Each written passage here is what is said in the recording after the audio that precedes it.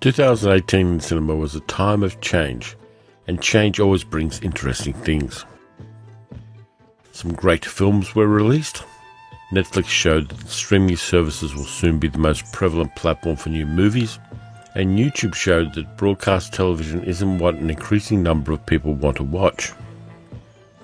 I'm Terry from Paleo Cinema Podcast, and this is my list of the top films I saw for the first time in 2018. The opinions expressed here are very subjective, so let me know in the comments if you disagree with the choices and if you'd recommend any other movies. Some of the movies were produced in 2017, but I saw them all in 2018. So grab your popcorn and your sugar drinks, hit the like and subscribe buttons, and let's get started.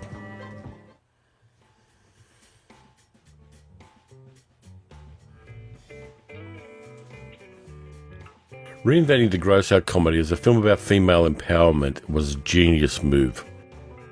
Girls Trip's ensemble, known as the Flossie Posse, Ryan, played by Regina Hall, Sasha, Queen Latifah, Lisa, Jada Pinkett Smith, and Dina, Tiffany Haddish, follow all four archetypes of this form of comedy. The successful person who is wound too tightly, the friend on the skids, the repressed one, and the loose cannon. On a girls' trip to New Orleans, all of their lives change. They learn who they are, who they want to be, and who their true friends are. On the gross out side of things, we have some jaw-droppingly good comedy. Without spoilers, I can say that one of the incidents involves a grapefruit, and the other a zipline ride across the French Quarter in New Orleans.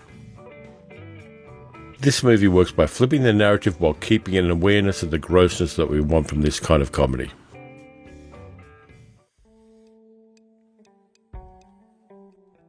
I didn't think I'd like a remake of an 81-year-old movie, but I did. Bradley Cooper has achieved a remarkable thing in changing a cobwebbed old cliché into a modern film with a lot of heart and a strong narrative. The on-screen chemistry between Cooper, playing a country singer called Jackson Maine, and Lady Gaga, playing an aspiring singer called Ally, really works. The supporting cast is strong, including Dave Chappelle as an old friend of Jackson's, Sam Elliott as his much older brother Bobby, and Andrew Dice Clay playing Ally's father. All of these characters are on point. To be honest with you, A Star Is Born won me over when Lady Gaga sang La Vie en Rose in a drag bar. This movie works as a drama, it is visually inventive, the music's pretty good, and the concert footage is exceptional. It also has a much more informed narrative about mental illness and substance abuse than any of the previous versions of this story. You should check it out.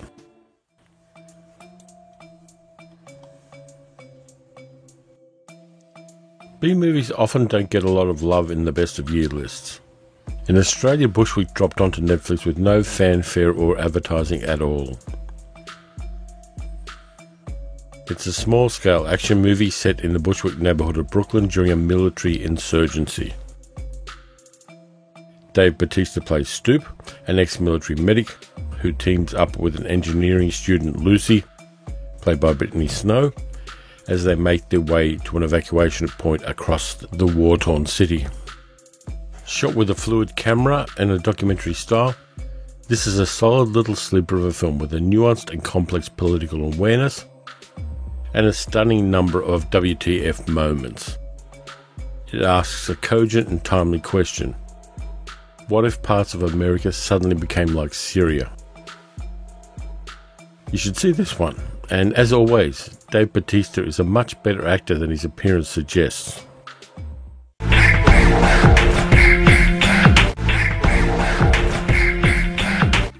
It was always going to be a coin toss whether I'd throw Black Panther or Avengers Infinity War onto this list. As a welded-on Marvel fanboy, it was always going to be one or the other. With Black Panther, the plot arc is a standard superhero story. It's very much the same story as Thor, but that's not why it's on the list.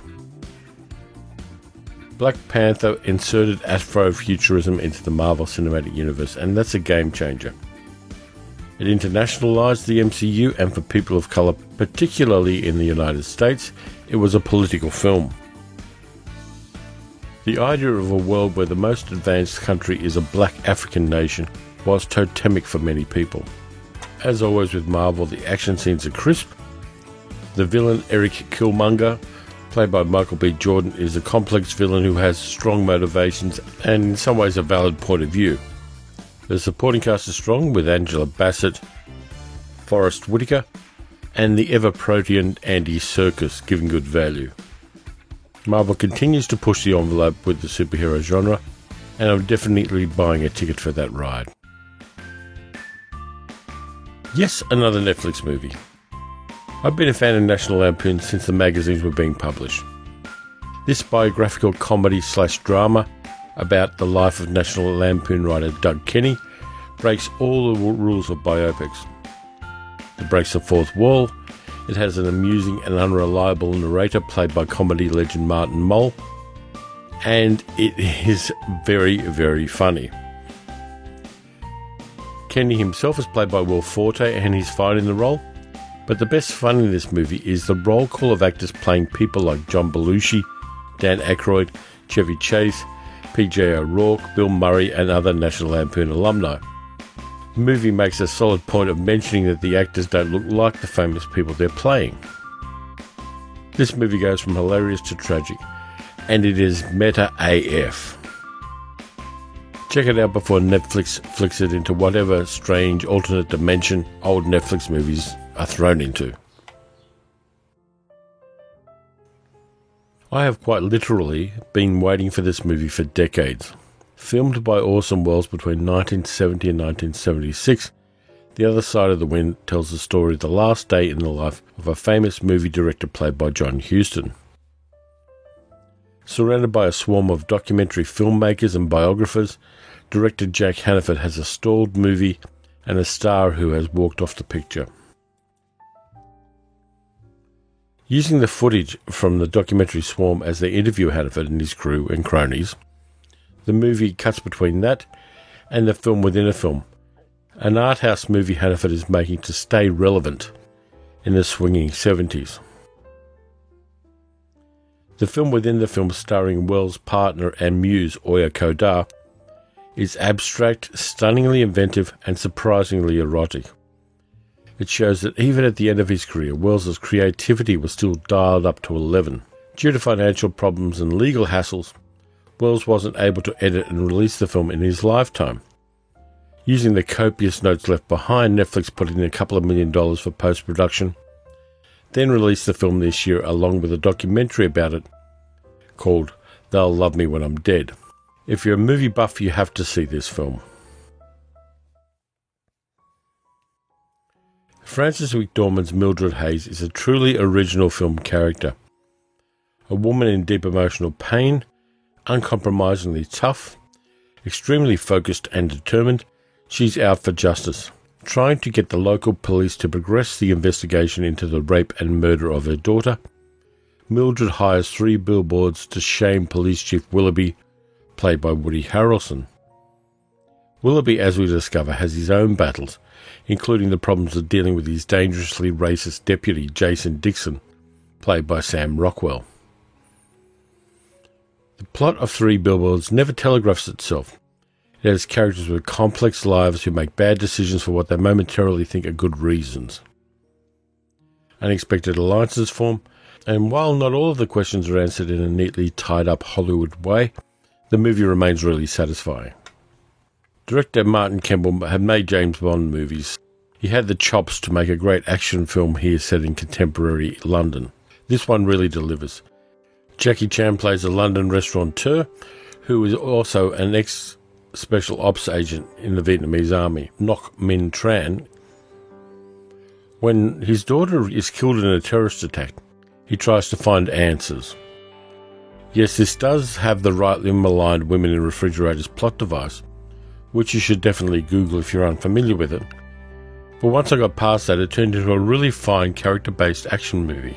Quan's questions about his daughter's death bring him to the attention of MI5 and the British government's tense relations with Liam Hennessy, the Deputy First Minister of Northern Ireland, played by Pierce Brosnan.